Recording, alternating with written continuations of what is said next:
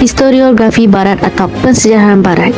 Dalam Pensejarahan Barat terdapat 5 tokoh pemikiran, antaranya ialah Herodotus yang merupakan sejarawan terkenal pada zaman Yunani Klasik atau kuno dan diikuti oleh Thucydides yang juga merupakan sejarawan terkenal selepas Herodotus pada zaman tersebut.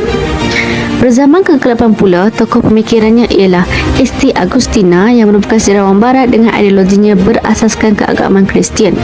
Manakala, dalam zaman pencerahan, Voltaire merupakan tokoh pemikirannya yang berketurunan Perancis. Dan akhir sekali, tokoh pemikiran zaman moden iaitu Leopold Ranke yang merupakan ahli sejarawan moden yang pertama dalam pensejarahan barat. Pemikiran Herodotus. Herodotus merupakan sejarawan pada abad ke-5 di mana persejarahan barat bermula di Yunani kuno. Beliau merupakan bapa sejarah yang lahir pada 484 sebelum Masihi dan tinggal di Halikarnassus. Pemikiran Herodotus dapat dilihat melalui karya beliau iaitu Histories yang menceritakan mengenai The Persian War, iaitu peperangan antara Yunani Parsi. Peperangan ini berlaku kerana percobaan hebat yang dimulakan oleh Cyrus Darius dan diikuti oleh Xerxes. Darius telah melancarkan ekspedisi peperangan kepada Athens kerana mereka telah membantu penduduk Babilonia dalam pemberontakan antara Parsi. Xerxes pula ingin menaklukkan Eropah dan membalas dendam terhadap Athens dan bapanya Darius. Walau bagaimanapun, peperangan ini telah dimenangi oleh Athens yang dibantu oleh Sparta. Motif penulisan beliau ialah ingin mengagungkan sama ada tindakan Yunani atau Parsi yang tidak beradab. Lisan dan pendidikan beliau. Beliau telah mengembara dan menembuah saksi. Beliau telah mengembara ke Mesopotamia dan Mesir untuk mendapatkan sumber-sumber tentang peperangan itu. Beliau juga telah membuat saksi yang terlibat atau mendengar peperangan Yunani Parsi. Walau bagaimanapun, persejarahan Herodotus mempunyai kelemahan iaitu persejarahannya mempunyai ciri-ciri dongeng dan sumber yang tulisan yang dapat berbentuk khayalan. Pemikiran Thucydides. Thucydides merupakan tokoh sejarah barat yang lahir di Athens antara tahun 460 hingga 470 Masihi.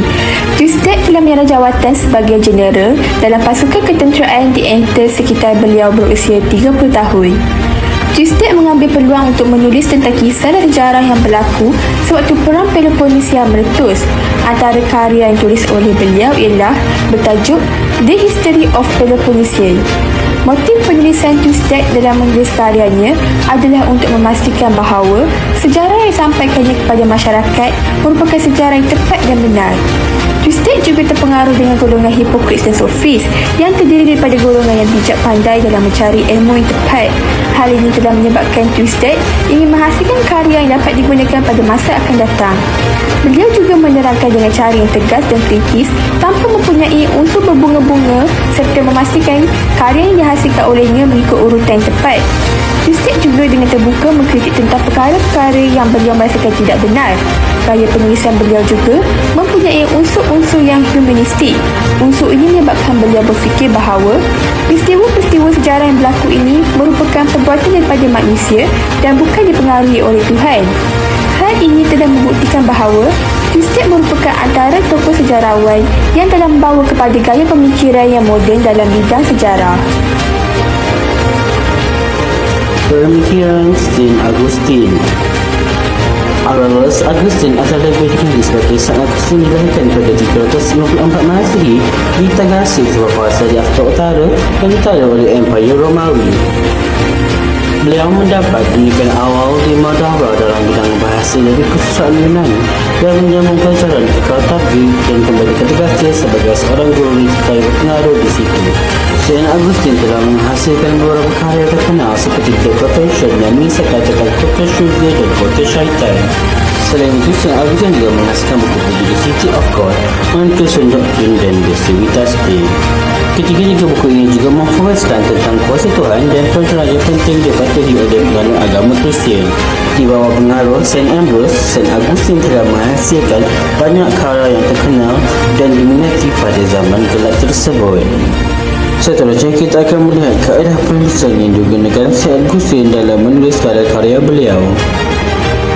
Akta Persatuan Gereja Eusebius telah mencetuskan penulisan persejarah Kristian yang masih relevan sehingga hari ini dan menjadi punca kepada penulisan-penulisan pada zaman gelap. Saint Augustine telah menggunakan sistem penulisan teologi kaku kerana semua sumber beliau hanyalah bersumberkan kitab Injil, risalah agama dan dikawal oleh para agamawan. Pengaruh penulisan Saint Augustine amat penting kerana berjaya mengawal minda masyarakat Eropah untuk setia kepada agama Kristian sahaja pada zaman gelap. Namun pemikiran ini hancur oleh munculnya zaman Renaissance dan pencerahan di Eropah. Pemikiran Voltaire. Francis Maria Aurel atau lebih dikenali sebagai Voltaire lahir pada 21 November 1694 dan meninggal pada 30 Mei 1778 pada umur 83 tahun. Semasa kecil, beliau sekolah di sekolah agama Jesuit Louis Le Grand di Paris. Semasa remaja, beliau terkenal kerana banyak berucap perkara-perkara yang mengandungi politik. Hal ini menyebabkan beliau kerap ditahan dan dipenjara di Bastille. Walaupun dalam penjara, beliau masih rajin menulis tentang sajak-sajak kepahlawanan. Voltaire sememangnya terkenal dengan karya-karya beliau. Antara dua karya terkenal beliau ialah The Age of Louis XIV yang dihasilkan pada 1751 dan Essay on Manners and the Spirit of Nation pada 1796. Dua karya beliau inilah yang telah menjadi rujukan kepada masyarakat untuk menentang golongan gereja dan pemerintahan negara-negara di Eropah, terutama di Perancis. Karya ini juga bertujuan membebaskan pemikiran masyarakat supaya dapat memperbaiki kehidupan mereka ke arah yang lebih maju. Hal ini telah menjadikan penulisan beliau lebih bersifat sekuler dan berobjektif. Pemikiran Leopold Varenka. Riwayat hidup Leopold Varenka bermula apabila beliau dilahirkan pada 21 Disember 1795 di daerah Wisch, Saxony yang merupakan wilayah yang terletak di negara Jerman. Pada usianya 18 tahun, Leopold Varenka telah memasuki Universiti di Leipzig dan membuat pengkukusan dalam bidang teologi dan ilmu-ilmu daripada dunia klasik mereka. Setelah menamatkan pelajaran, Leopold Varenka telah menjadi seorang tenaga pengajar di Frankfurt Oder yang mengajar bahasa Latin, Yunani serta sejarah kesusastraan klasik. Beliau telah berkhidmat selama 7 tahun bermula dari tahun 1818 hingga tahun 1825.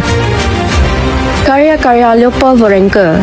Leopold Varenka dikatakan telah menghasilkan kira-kira 63 jilid penulisan sejarah dalam pensejarahannya.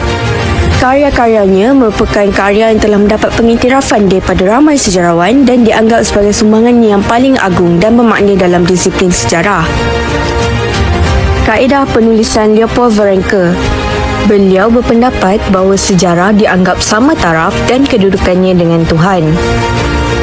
Leopold Varenka menjalankan analisis secara kritis di mana sejarah itu perlulah ditulis dan diceritakan dengan benar tanpa perlu ada tokok tambah dari sumber yang tak diketahui kebenarannya. Selain itu, beliau juga dikatakan menggunakan teknik nota kaki dalam penyelidikan beliau selain telah meminjam manuskrip daripada Berlin, Vienna, Paris, Rome dan juga Bern. Walau bagaimanapun, Leopold Varenka dikatakan mempunyai kelemahan yang tersendiri apabila dikatakan teknik penulisannya telah menimbulkan kekeliruan pada sejarawan yang lain. Namun begitu, tidak dinafikan Leopold telah melahirkan sejarawan yang bersifat saintifik dan kritis seperti George Waits dan juga Henry Scheibel. Legasi Leopold Varenka tidak akan terpadam walaupun beliau telah meninggal dunia pada 23 Mei 1865. Kesimpulannya, persejarahan Barat merupakan sebuah perjalanan sejarah yang panjang bagi peradaban manusia. Bermula daripada zaman purba bertukar kepada zaman pertengahan Eropah iaitu zaman gelap, Renaissance dan juga zaman pencerahan serta berevolusi ke zaman moden.